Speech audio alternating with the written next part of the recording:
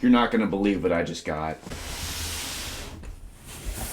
This is one of the craziest things I've ever bought. I got this for $700 on GoodWill.com. And I'm super excited to show y'all what's inside of this box right here. And here we go, getting right into it. So first off here, it looks like we have some old vintage Bionicles, which is pretty cool. I don't really know much about them, but y'all might. Also looks like, I don't know what's in this bag here. Oh, maybe, I think it's a sealed Bionicle bag, which is pretty cool. Oh, shoot. And then we have what looks to be like the UCS, what is it, 2003, 2002 snow speeder. So if we could get that built up, that would be insane. What are these? Oh, yeah. These are the UCS Hailfire Droid pieces that goes like on the side where it like sits like that. So that's pretty cool as well. But then now we have all the instruction manuals. Oh man, I didn't expect that many to be in here. Looks like there's a lot of sets. Protocol Droid, Jedi Starfighter, Anakin set. Oh shoot, the Bounty Hunter Pursuit. Oh, the UCS Naboo Starfighter, Geonosian Fighter, TIE Bomber. Oh, 2003 ATTE. There's the Hailfire Droid. And then I think that last one's gonna be the UCS Snowspeeder. That's awesome. I haven't seen a lot of these in person, so that's really cool to have those. And so that means maybe all of those sets are in here. Oh man, so right off the bat here we can see the UCS Naboo Starfighter. So there's one with that chrome silver. It's just insane. It's just really cool. Then one there and one here.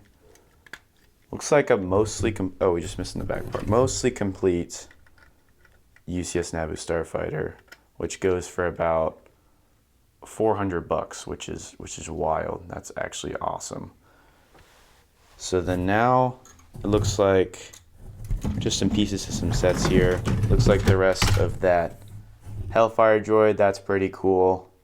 And then it looks like we have some figures I can see down there. I think you can see this Zam Wessel, and it looks like she's in pretty perfect condition here. No cracks, it looks like, at all. And I hope all the figures in this lot are the same condition as she is. That's just an awesome figure. Then if I dig through this a little bit, oh, here's a OG Geonosian droid. That's pretty cool. Maybe there's the other one in here somewhere. We'll maybe find him later. Oh, here is the Dagobah Luke. Oh, and that's what we're looking for on him, his backpack, because that's worth around $20, and his torso. And wow, his torso looks like in great condition here, but the legs have seen better days, that's for sure. But we can swap those out for other ones, and he can still, and we can get him looking all minty. Oh, and it looks like here is the other Geonosian battle droid right here, along with some other figures. Geonosian Bug, Dagobah Yoda, Qui-Gon. Then it just looks like the other parts to sets in here. Here's the 2000 AAT. Here is the parts to that TIE Advance that we saw the instructions to earlier. So it might take us a little bit, but I think we should be able to build up a ton of sets out of here. Oh, and then here's, wow, I'm really lucky on this one. Okay, so here's the two UCS plaques. The one for the Naboo Starfighter, and then here's the one to that snow speeder. I'm actually super excited to build the snow speeder. Then the rest just looks like parts to, there's Obi-Wan's Jedi Starfighter. Looks like, oh shoot.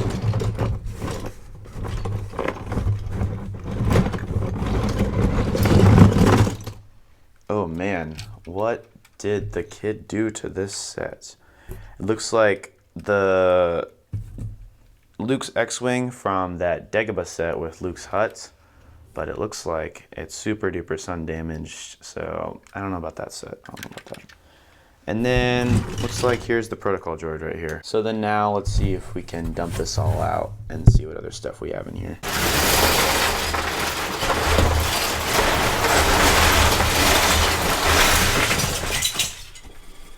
Oh crap. We ended up getting a lot on the floor, but that's all right. Looks like some of the stuff off the top is we got an old vintage dragon. I've never had one of those, so that's pretty cool.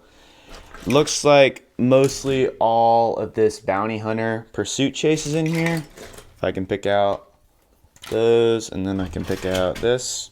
I could probably piece that together in a little bit. So now basically I'm gonna sort all these pieces and then get together all the sets I can and then show you guys when I'm done. And here are all of these majestic sets completed. There was also a good amount of miscellaneous pieces left as well. These include these animal parts, this cool knight, and the Bionicle sets, which tragically had a part chewed by a child. Or an adult, I'm not one to say. And now I'll get on with the sets you've all been waiting for. First up, I got the Jedi Defense 1, then we have the Naboo Swamp, then we have the Imperial ATST from 2001, which is looking pretty rough to say the least. And next we have the Tusken Raider Encounter, and oh boy, I'm really contemplating keeping these Tusken Raiders for my OG Tusken Raider army. And next is kind of a white whale for me, the Dagobah X-Wing, with this beautiful Luke Skywalker minifigure. But there's just one problem with the set I got in this lot. This X-Wing is no longer pearly white, it is instead the shade of a perfectly cooked campfire marshmallow. To prove my point, the piece in the middle here is actual tan, and the pieces around it used to be white. And next up is the TIE Defender with this cool feature that fires this projectile. Here is the AAT from 2000, Obi-Wan Kenobi's Jedi Starfighter, and the Bounty Hunter Pursuit with the coveted Zam Wessel minifigure. And next up is one of my most favorite LEGO Star Wars sets of all time, the Geonosian Fighter. And this one again is very tempting to keep these droids because they're so awesome. And next up is the Pit Droid, not the Protocol Droid that I misnamed earlier in this video. And here is the UCS Hailfire Droid. I don't even know if it qualifies as UCS, but this thing is a lot more awesome in person than I ever thought it would be. Sleeper set for real. And this next set is the final addition to my collection of every ATTE ever made by LEGO, but I'm still on the fence if I should keep it or sell it. But this next set I know for a fact I will be keeping in my collection, the UCS Naboo Starfighter. And this is one of my biggest white whales right here. Even though it's small, those chrome pieces are so